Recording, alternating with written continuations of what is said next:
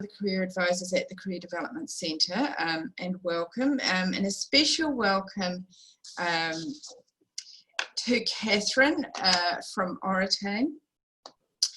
Catherine, you're an Otago alumni originally.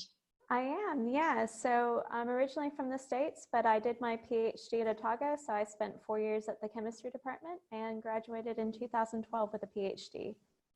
Fabulous. Gosh, I bet those years have flown since then too. They have, yeah. So it's good to be back in Dunedin. I did a postdoc in Tasmania after I graduated, but I've been at Oritain now for 5 years. Awesome. Oh, that's Yeah. great. One thing about questions, Catherine, how do you want to manage those? Do you want them as we go through, or do you want to wait till the end?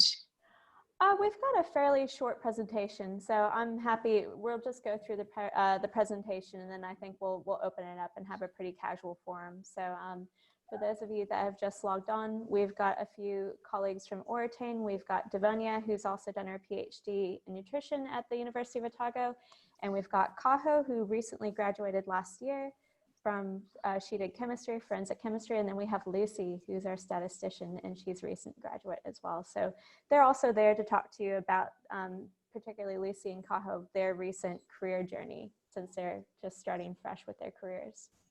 Fantastic. Kaho, I'm just going to say hi to you because I met you in pharmacology right back at the beginning of the year, so nice to see you again. Hello again. Okay, so if anyone's new and you haven't put your name in the chat, please do, and if you've got your mic off, and you can pop questions in the chat if you want. I will monitor that, but otherwise, as Catherine said, we've got some time to do that verbally at the end. So I will hand over to you. Thanks, Catherine. Fantastic. Thank you guys so much for coming out and hearing about Oritain this afternoon. So just bear with me. Even though we've done Zoom meetings for the last 7 weeks, I swear that I'm still managing to do lots of fun things when I try this. So let's see.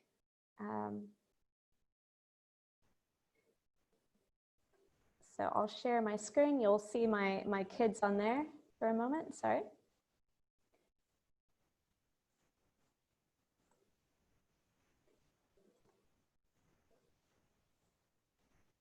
There we go. So just wanted to start off with a quick overview about Oritain, who we are, and just wanted to start off, we've got a really nice video, and I'm not sure why this is changing color, apologies. We've got a really nice video from one of our partners that I think is a really nice introduction into what we do and what kind of values we have and what value we give to our businesses that we work with. And then just briefly about who we are. We started in Dunedin. We've got a pretty exciting story, and we deal with some pretty cool science. So we deal with forensic chemistry. So just talk a little bit about the chemistry and the science that we deal with, and then talking about the Oritain process, and then we'll open it up for a Q&A. And like I said before, we've got actually a pretty diverse team here. We've come from all different backgrounds, and we've got some people here that have worked here for a while and also are fresh in their careers. And so we're happy to talk to you about Oritain, as well as just getting a career in science.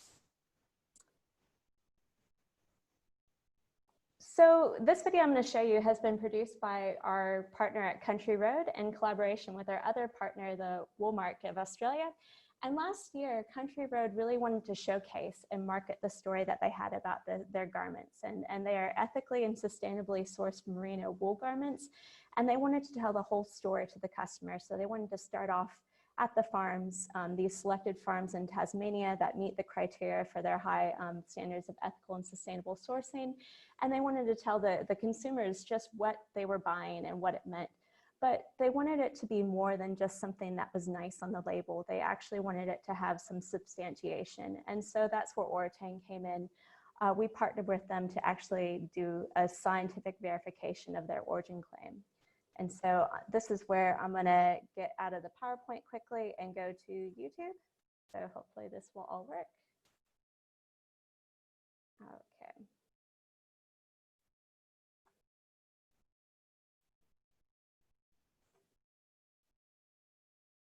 Can everybody hear, see?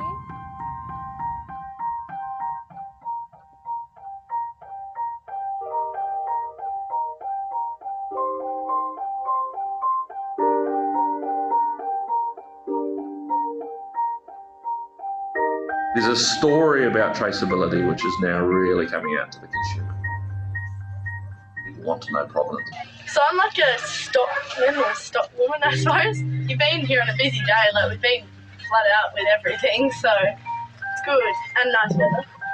Because we've been working till 5:30 every other day. Sure, up for 2 weeks on property. Is mate? Oh, we've only got a couple of days here. That's all right. We got to be here. For us, we share in May and June, and that's our harvest. And once again, we need to be mindful of the animal in that process of providing the wool integral to the fashion industries. These animals, they're born on the property. We're responsible for looking after them. We nurture them. We're both dependent on each other in terms of we provide them with food and water, see that they're well looked after. At the same time, respect the process that they're providing wool that then ends up to be processed elsewhere and worn in all parts of the world.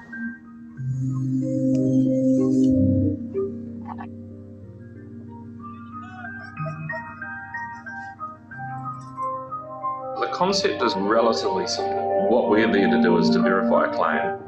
This product has been sold that says it's Australian merino. Is it truthful? The geochemistry of the environment differs by where in the world you are. Some soils are nutrient rich, some are poor, some are high in elements, some are low. All these attributes combine in what we call a chemical fingerprint. We've essentially mapped the majority of the world for the wool industry at this point. And by mapped, I mean we've gotten samples from these locations and we've analysed them through. What we care about is, well, here's a fibre, where is it originally being grown? And so we take all that information and apply the test. At the same time, it's also a way to highlight these are the people doing the right things. These are good suppliers, they're selling an authentic product, and here's the proof to show that they are. We've got this opportunity to create an amazing garment that we use in the fashion industry. And it's coming from an animal on a farm. What an amazing story that is in terms of a natural fibre.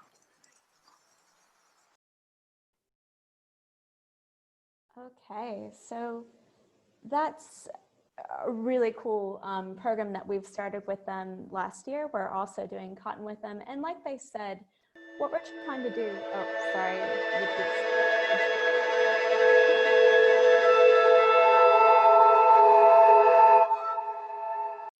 There, all good? Everybody can hear and it's back on me? Brilliant, thanks for hanging with me, guys. So yeah, this is a really cool partnership because what you heard in the video, it's all about showcasing people that are doing the right thing. So whether that's producers that are doing the right thing in terms of sustainability, about stewardship for the land, and also supply chain. So we're going to talk a little bit about the supply chain more in this talk. It's a pretty murky business, and that's where we come in. But first, skip this slide since it wasn't working. Who we are. So Oritain, we're a company that specializes in scientific traceability and supply chain consulting. And we were founded over 10 years ago at the University of Otago by Professor Russell Frew. And you saw him in the video, and he is a professor at the University of Otago. And we still have our science and operations base here in Dunedin. So we're definitely born and bred here, which is pretty special. But we've branched out. And so we now have 4 other offices throughout the world. And we've also got clients globally. And so we're working to be the world's most trusted company at scientifically verifying origin. And we do that in 3 main sectors. And so we work within the fashion, food, and pharmaceutical sectors. And I just want to highlight a few key partnerships. So we talked about Country Road, and we have some other fashion with Gap, Kering, which are Alexander McQueen, Gucci, that really high end. But we were born out of food, essentially. So New Zealand is a huge provider of quality foodstuffs. And so we've done some really cool partnerships with A2 Milk, with some honey clients, with, let's see, we've done Pam's, and also Havoc Pork, A2, extremely important. And we also deal with pharmaceuticals. And so those are the fetal bovine serum. We work with the Serum Association. So actually a partnership with Oritain is required in order to be part of that, that association, which is pretty amazing. So we've got a wide range of products and sectors that we work in. And we do this through forensic chemistry. So we were born out of the field of forensic chemistry. And I hope what comes to mind is the CSI, kind of the investigation, the sleuthing. And I'm going to talk about a few case studies to just highlight some high profile cases about our technique using trace element and isotope analysis for origin verification. So one of the first ones that's pretty famous was the case of Adam, the body in the Thames. And so this was a case where, and kind of gruesomely, a severed torso was found in the Thames River in London without any identifying characteristics. And using isotope analysis of the remains and also using a baseline, they were able to bring it back to West Africa, and they were able to bring some human traffickers to conviction. On a different note, there were the case of Pong Su, which is a cargo ship that was found off the coast of Australia that was carrying over 100 kilograms of heroin. And so this ship was seized and sunk, and using isotope and trace element analysis, and also a little bit something out of like an action movie where they had DEA agents actually parachuting in the middle of the night to poppy fields to collect baseline samples, they're able to verify that the poppy samples and the heroin had in fact come from North Korea. So it was coming from government sanctioned drug production and trafficking. So that led to some pretty big political ramifications and also convictions. And finally, something a little bit closer to home. You may remember back in 2015, 2016, where we had the 1080 infant formula scare, where there was blackmail and a person that was claiming that the poison 1080 was being found in infant formula milk containers and was basically holding Fonterra to ransom. And so Russell Frew was involved with this court case where they tested tens of thousands of individual infant powder tins, and looking at a handful of tins that did not fit the batch baseline for Fonterra, they were able to build up a forensic court case that led to a person's conviction. And so these are really big, high profile, kind of once in a few years court cases that come along. And what Oritain deals with is a little bit more subtle, but almost a bit more frightening because it happens day to day. And that key thing is counterfeit goods and food fraud. And so this slide talks about the most common counterfeit foods. You would know about things like honey, olive oil, wine, but you may not know things like milk, juice, saffron, and certainly fish and coffee are some of the most counterfeited and adulterated food all around the world. And now this has health implications, but it also has quality implications. We also see that in our fiber and pharmaceutical concerns. And so how we deal with businesses and what we offer to businesses is a way to monitor the supply chain to ensure that this counterfeiting doesn't occur. And we do that through a chemical fingerprinting procedure. Now, what do we mean by chemical fingerprinting? Well, it's pretty similar to using a real fingerprint, where we build up a database of known fingerprints throughout the world, and we figure out what it means, what are the characteristics that make a certain location unique, or how it's differentiated from other places. So a given origin will have key features that nowhere else in the world will have, and these key features in a chemical fingerprint are driven by the soil or the environmental chemistry of the area. So they're driven by the trace elements in the soil, by weather or climate features, and that's being seen in isotope signatures. And so we're able to then test these and create baselines for a given area, and we call these the chemical fingerprints. And then what we do as scientists, so you'll be able to talk to the science team a little bit more at the end, we're able to use the analyses of all of these trace elements and isotopes to build up a chemical fingerprint. And so we analyze over 40 different trace elements and multiple different isotopes, and then we use statistical models to actually create and highlight what are the key differences, what are the key characteristics that make up an origin, and then using statistics we're able to then discriminate or differentiate different areas within the world that actually make up those chemical fingerprints. And so one of the things that makes Oritain unique is that we try to retain a huge amount of data, we try to map the world for different products in order to see for our genuine origins, ensure that we know for sure what they look like, but we also want to make sure we know what the counterfeit origins look like too. So for cotton, for example, is a product that we have a lot of samples. We have something over 60 or 80,000 individual cotton samples that encompass about 80% of the cotton producing areas of the world. So the science is really cool because it can be scaled up or down depending on the science question. So we can be looking at an origin resolution from, say, a country of origin. So this may be a useful claim thinking about a beef or lamb, or say cotton, it comes from New Zealand, or if it may come from Australia. We can also scale down to certain regions of origin. So in the likes of the country road, we were looking at Tasmanian wool, came from a specific area in Tasmania, and we could differentiate that from other areas of the world or also other areas of Tasmania. And then finally, we can go down to a farm of origin. So we can even, if we have something that's specific, say an organic producing farm or an area that has a very specific origin claim at that level, we can even go down to farm of origin. So it just matters on what the origin question is and how much data we have to differentiate it.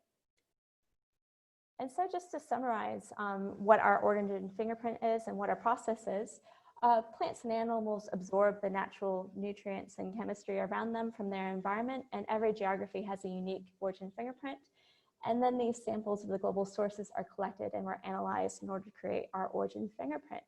And then we store these origin fingerprints in our Oritain database, and we ensure that we collect them all throughout the world and everywhere that those products are produced in order to build a comparative database.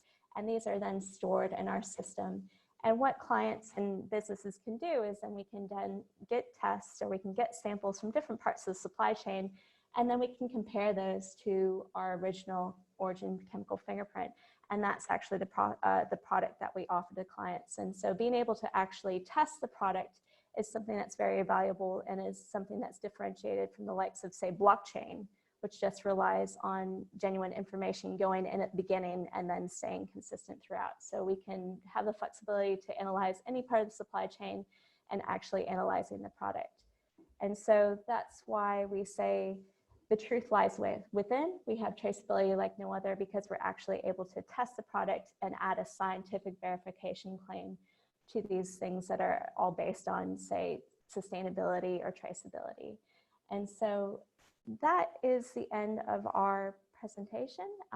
We'd love to go to Q&A now, so I'll stop my share screen. And what I'd like to do first, because I mentioned at the beginning, we've got a very diverse team here at Oritain. I've come from an environmental chemistry background, but I did chemical modeling. And so we've got quite a bit of variety. So I'll start off with Devonia, and she can introduce herself, and then we'll open it up for questions after we get around the team.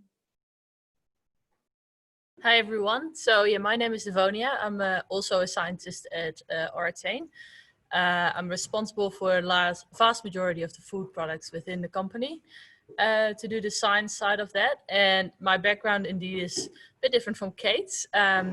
I did a master's in nutritional physiology in the Netherlands. And after that, I did my PhD here at Otago in nutrition and biochemistry, where I looked at isotopes for biomarkers for sugar intake. And then I ended up finishing here at Oritain about 2.5 years ago. So that's a bit about me. And then we'll go to Kaho. Hi, I'm Kaho. I graduated literally December last year. I'm also a scientist at Oritain. I did a double major in forensic analytical science and pharmacology. And yeah, it's not been too long since I started. I actually started 2 days after my final exam. Yeah. Lucy? Hi everyone, I'm Lucy, and I started at Oritain in November last year as an intern. So as part of, I originally studied a Bachelor of Science majoring in statistics at Auckland University, and then I did a Master's of Data Science at Canterbury. And as part of my Master's, I had to do an internship, and I chose to work at Oritain. after that, I was lucky enough to get hired. So I'm still here. They didn't get rid of me. And as a statistician, I assist the science team to improve their tools for data analysis. So a lot of what I'm working on right now is automation and making things run faster. And I also work in the research and development team to guide and perform projects which are outside the business as usual and have a statistical component. Brilliant. And then we've just got one more person that has joined us late. We have Dan, who is also a recent addition to Oritain. Dan? Oh, she may be away from her desk at the moment, but that's okay. But yeah, just definitely want to open up now to Q&A. And I don't see anything in the chat yet, but yeah, just please feel free to unmic and ask away. We're a small group, so I'm sure that we can, you know, manage to do that without worrying about too much about the chat. So this is an amazing opportunity to pick these guys' brains and ask about opportunities at Oritain or anything in this career space, really. Yeah, I've got a couple of questions. I'm doing my honours in mathematics and doing a bit of stats with that as well. I've done quite a bit of like data, not data science, but like sort of just working with large data sets and that sort of manipulation. I'm just wondering how much of a formal background in sciences like chemistry or biotech or biology would you be looking for in that sort of thing? So Lucy, I think coming in, she said, I'm not a chemist and I don't have a PhD. And really the nice thing is we've got such a variety of needs here at Oritain. So we've got the very hardcore chemistry need, and we also do still have Russell Frew on our board who deals with a lot of the research and development. But a lot of the things that we're trying to advance really deal with that, what you mentioned, like with dealing with large scale data sets, with automation, with modeling. And so that's what Lucy's working on with. And so the nice thing, and I'll also say the nice thing with working in private science, because I've done a bit in academia as well, is that you can as a business, we look for a variety of different skills. So we're not looking for isotope chemists or people that have done multivariate statistics. Like we're definitely looking for a range of different skills. And I think particularly to succeed at Oritain, we've been looking for scientists that basically have a desire to learn, have a bit of grit. So we're still a small company, but we're rapidly growing and expanding. So definitely more so having a foundation of something like technology or science, but really other skills that are probably more important. And I'd say that's very transferable to what a lot of businesses are looking for. It's not so much necessarily what papers you're doing, or you know, certainly specific fields can be important, but I think it's the broader skills that are the most important. Great. Moisel, I think, did you have a question? Yeah, I do. So your company's way of tracing a product's true origin is through analysis of trace elements and isotopes. That does sound very chemistry. So has there been a time when this was difficult to do? Because I imagine the more data you have, your database would change as well. Yeah, it's very interesting because we started off in food, and we made ourselves kind of known to New Zealand businesses and being experts at New Zealand business.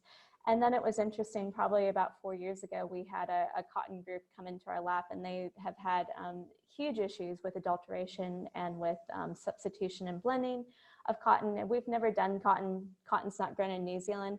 And it's actually turned into one of our biggest products and something that works out really well. And the key thing with cotton, as you know, is that, and the same thing with wool, it gets, when it's made, starting off in the beginning, it comes off the plant, and then, you know, it goes through a lot of transformations and chemical processes to become a garment or, say, a sheet. And so we had to really learn about those processes, and also, you know, learn about how our technique can be either applied or adapted to those processes.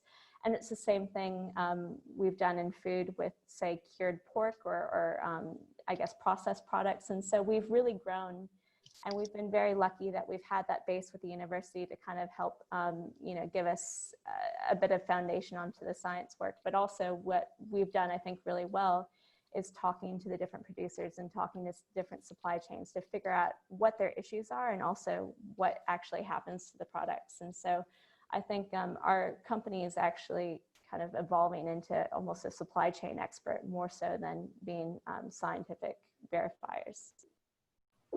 Cool, thank you. Yeah, good question. Great. Catherine, there's a question in the chat from Kush. What do you expect from a new hire to get started at Oritain? It's a good question. It is. I might pass it on to one of our new hires, actually, Kaho, because, yeah, you literally started early last year, so you can talk a bit about your experience here. Yeah, so when I applied for this job, I looked at the website at the About Me page, and everyone had PhDs and masters. So I was like, oh God, I'm not going to get hired. But I sent an application anyway, and here I am. So obviously, it's not about publications or PhDs. Showing a willingness to learn and being adaptable, I think. Lucy, got anything to add to that? Yeah, so I wouldn't get too caught up with having specific skills for a company, because you don't learn those things at university. Like, I did a stats degree and I didn't do anything to do with chemical data, and here I am working on it every day. It's more about having problem solving skills and the like Kaho said, the willingness to learn. That's more important for a company. And even things like communication, which isn't really stressed as much in a science degree, but is actually really important when you're working in a business, because you have to communicate with your colleagues, communicate with clients. So it's little skills like that that could really help you. The other thing is, I don't think any of my friends are in jobs to do with their majors. So there's a lot of science students in science jobs, but you don't have to specifically apply to jobs that are, you know, specific to your major. Kaho and Lucy, thank you for those comments, because those are things that we talk about a lot at the Career Centre, about the sort of transferability of skills. And it does mean, you know, begs that question when you're applying for jobs, just how important it is that you can put in your application, talk about the transferable skills that you have, the ones everyone's just been talking about, and giving some examples and showing your potential employer that you have those skills. I'm not sure, Lucy or Kaho, if you wrote amazing CVs that did that, but you know, it's certainly really important, isn't it?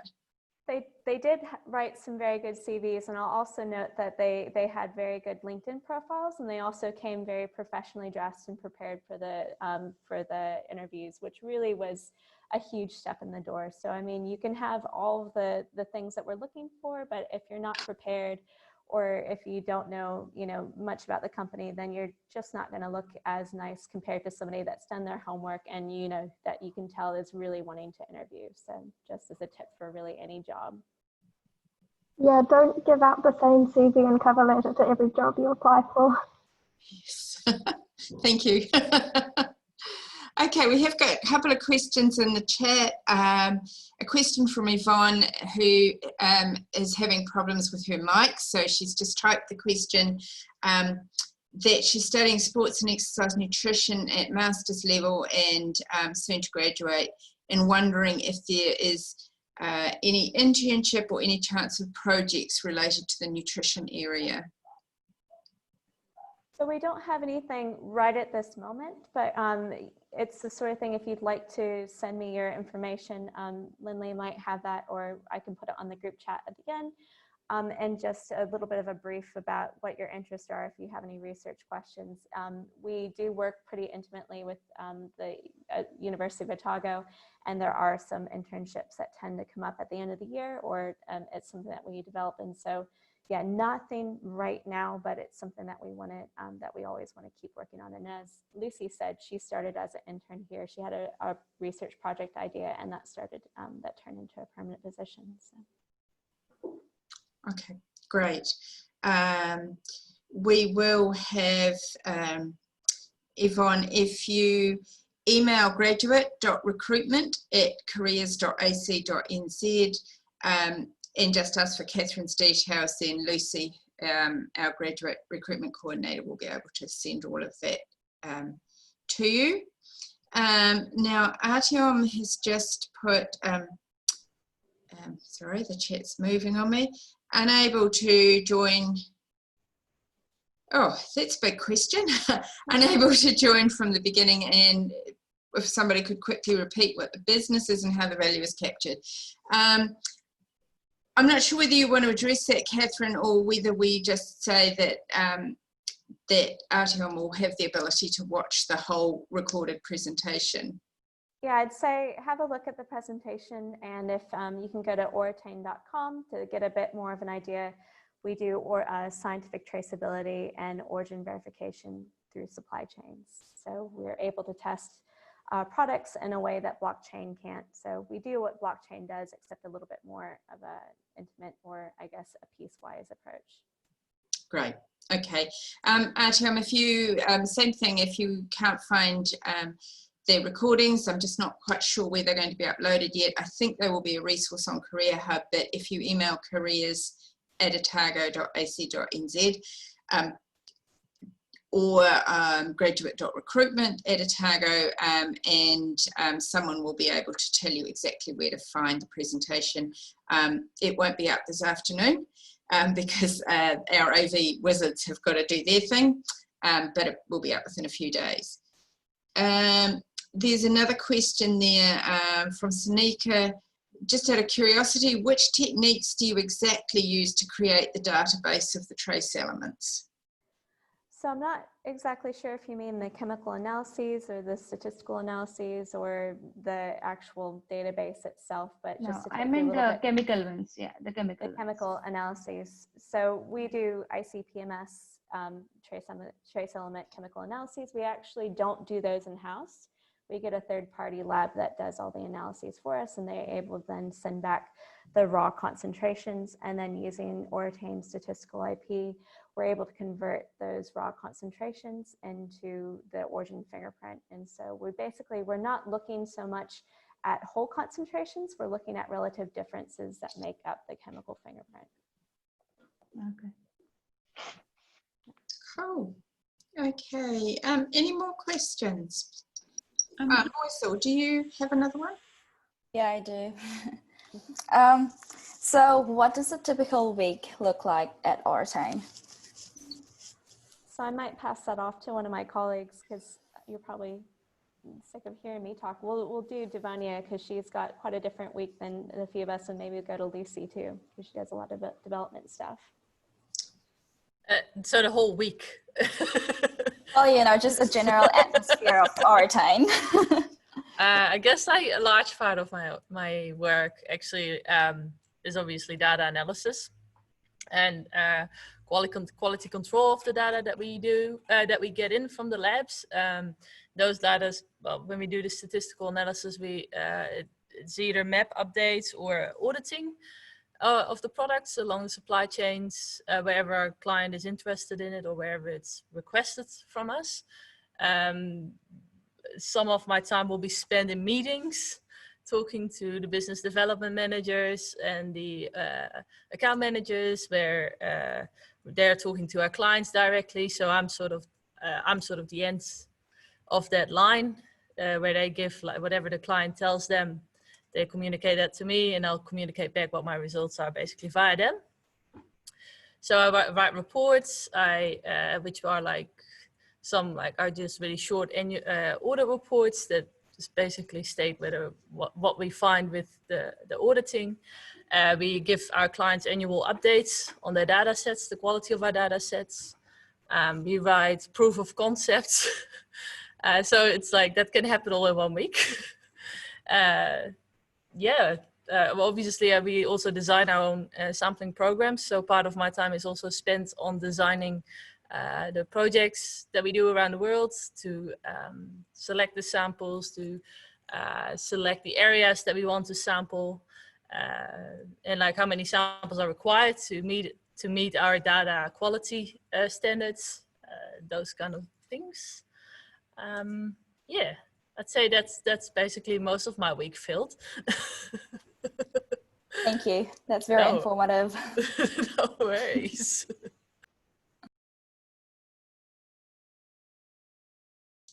It was a really good question, actually. I don't know whether anyone else on the team there has a different looking week. Kaho, maybe it would be interesting to hear what it was like in your first week or your first 2 weeks straight out of as a fresh graduate. Yeah, like I said, I started not very long after my final exam, so I didn't feel great for the first couple of days, but yeah, it was really straight into looking at the data. Had a previous statistician go over what the models we use and how to use them. So obviously I didn't have these skills when I was at uni. This is all stuff that I learned while I was here.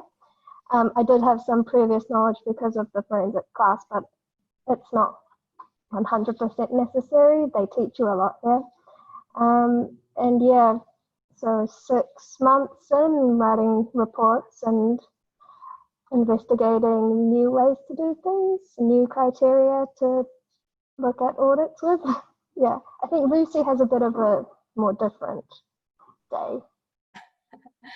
Yeah, so my weeks are a bit different from the scientists. So I'll have projects that I'm working on to try improve the systems that we have already.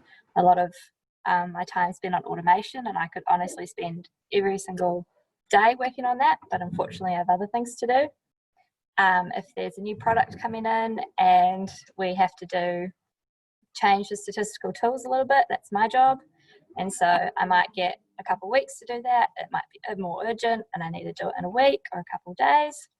And a lot of my time is spent debugging code. So we have some tools that we run on a lot of data sets. And as you can imagine, often sometimes these data sets don't quite work the same and they need a little bit of fixing. So that's me getting messages from the scientists, hey, I got this error, how do I fix it? And hopefully I know how to fix it. And honestly, most of the time I don't, but Google tells me how. Or yeah, I used to have to Google everything and I probably Google like 50% of the errors, so. Stack Overflow. Yeah, thank God for Stack Overflow. It's interesting you could say that, Lucy. We hear numbers of stories from graduates who are saying, you know, they hit the ground with that graduate job and they're frantically hitting Google in their spare time to upskill and fill a gap and do what they need to, which kind of leads into the next question, which I think has possibly partly been answered, but I'm not quite sure. The question is, what is the difference between being at university versus working at Oritain, and any other advice? So huge question. And did you get, oh, we kind of have answered it a little bit. Did you get trained for other skills such as data analysis, or if you're not familiar with things like that? I guess it's a blend of the two, isn't it? There'll be some training obviously provided. Yeah, and a key thing with our business is that there's only about 6 of us in this science team, but we've got a company of about 30. And so other people in our company are doing business support, client engagement, and operations. And many of these people don't have any science background from high school. And so we're teaching them about the science that we use in a way that can be communicated to clients who may not have any kind of science information anyway. So we do a lot of training at Oritain. And actually, I know a few of us, myself, I didn't have much of a statistical training other than a couple courses at uni. And so really dove right in and learned the statistics that we used. So yeah, and I think that's the same for a lot of jobs, is that they want to have the foundation there, but you can really get developed or honed into different ways. And so I think it's more about having that adaptable attitude, being able to work hard and be flexible, and to kind of I guess self-governed learning. So very rarely do you have somebody that's shaped to do exactly the job that you need them to do. And then I guess myself, I did a PhD and then I did a postdoc. And university is really nice, because with those sort of projects, as well as the master's projects, you know, you get a lot of ownership on one project that's pretty much yours, and you get to do a deep dive into it. You can publish lots of things from it. But I think one of the things I mentioned before that I really enjoyed at Oritain is that, you know, you've got a lot of support. And so I don't have to be an expert in everything I do. I can rely on my colleagues, or we can, you know, and it's not just with expertise, it's also with time management. So that's why we have a team of people, so we can pass on projects to each other, and we all feel like we're really involved. It does mean that, you know, potentially if we do find something that's very interesting, we don't get to do as much of a deep dive into it, but that's where, you know, we can write development sort of projects or ideas, and we can put it to the side. But it means that Devonia, particularly working in food, she might work on, say, 5 or 7 different products in a week, and become an expert at everything from coffee growing and Brazil to milk powder and New Zealand. So yeah, you get quite a diverse, I guess, background and things. And it's pretty fascinating if you're just somebody that likes you know, just learning for learning's sake. And yeah, so if anybody else has anything they want to add from Oritain on that. Like I said, almost all the skills I've learned at Oritain I didn't know previously. I only happened to know about isotopes and trace elements because of a forensic chemistry paper I did. And what's different about being at uni, obviously I didn't do a PhD, so I don't have the same feeling of having ownership over a project at uni. So that's different. And you also get to work with people that are completely different level to you, like I just said. Kate and Devonia have PhDs. Kate did a postdoc. There's some people with masters, and you also get to work with people that aren't in sciences. And you also have to learn how to write about the science you're doing in layman's terms, which you don't really do in undergraduate science degrees. Yeah. Also, you don't have to stress too much on weekends like you would when you're in uni, when you have assignments due. That sounds like a real win. And you get paid. Yeah, I think listening to Get my student loan though. Yeah. Listening to presentations after the last 2 days, and you know, I know a number of you will have done the same thing. You know, what's very obvious is the variety within work, the different areas of knowledge that you work with, that you bring, the ongoing learning. And I think it's really made clear in listening to this presentation how important those transferable skills are.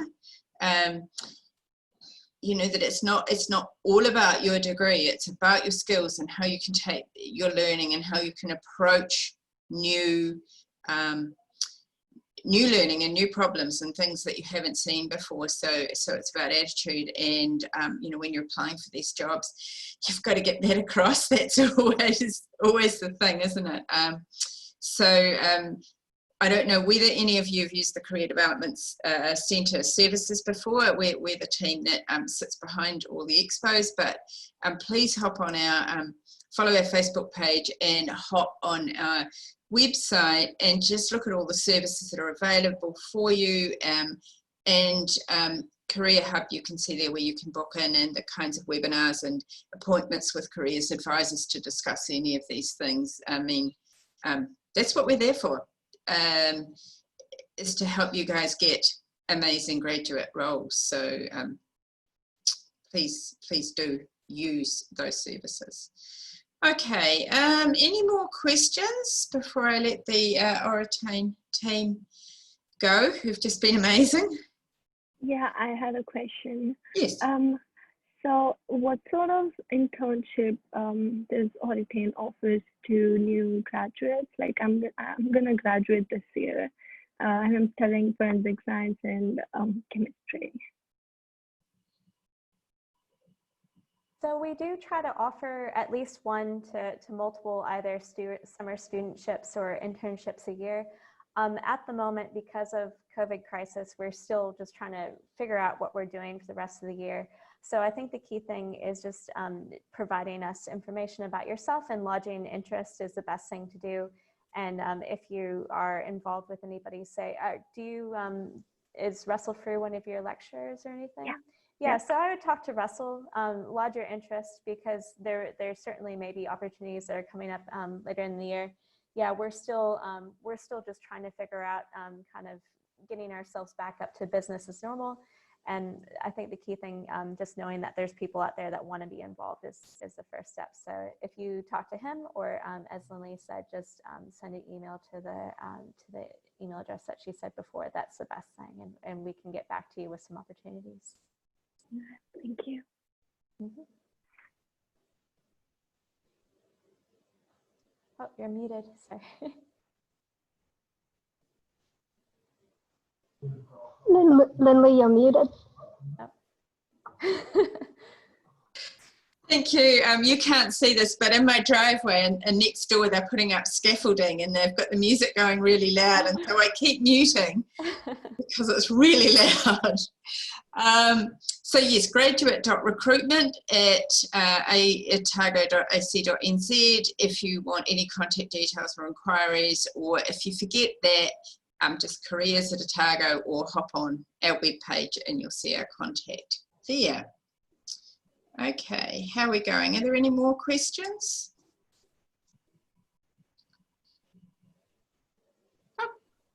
I wanted to add how Kate told Kush to talk to Russell. Do take advantage of the professors you have around you, because I got my CV and cover letter looked over by Dr. Andrew Cridge, I think. Yeah, Andrew Cridge. Just anyone around you, because they'll be willing to help, and they look for things that you didn't even think of writing down. Or Is it like really easy to approach them for such thing? Like, do you know how much they get paid to be there?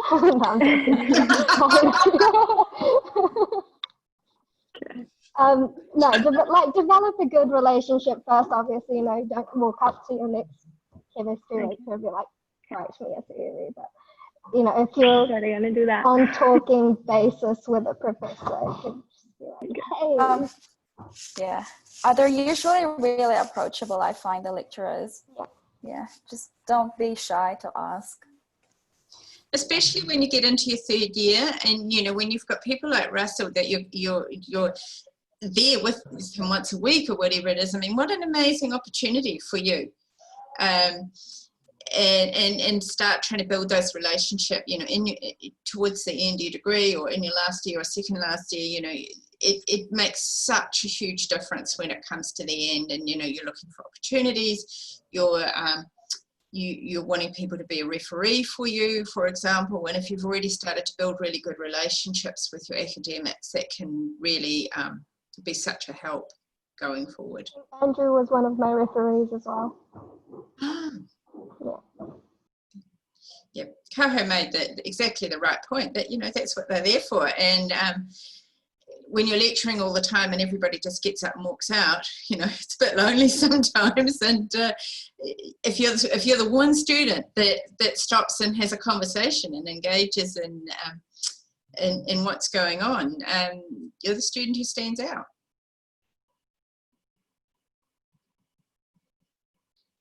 Okay, this is great questions. Are there any more? How are we going? Great answers too. Okay, that looks like it might be it. Thank you, Catherine and Devonia and Lucy and Kaho. This has just been a really, really valuable presentation. I'm sure everyone's got a lot out of it. And we really do appreciate you making the time to support our students. It is a testing environment, so the opportunity to get your insights and your advice is especially important at the moment. So thank you, and go well, everybody, in the run up to exams. Yes, good luck all, and thanks so much for having us. It was great. Thank you. Okay, Thanks, bye. guys. Take See care. ya. Bye. Bye. Thank you.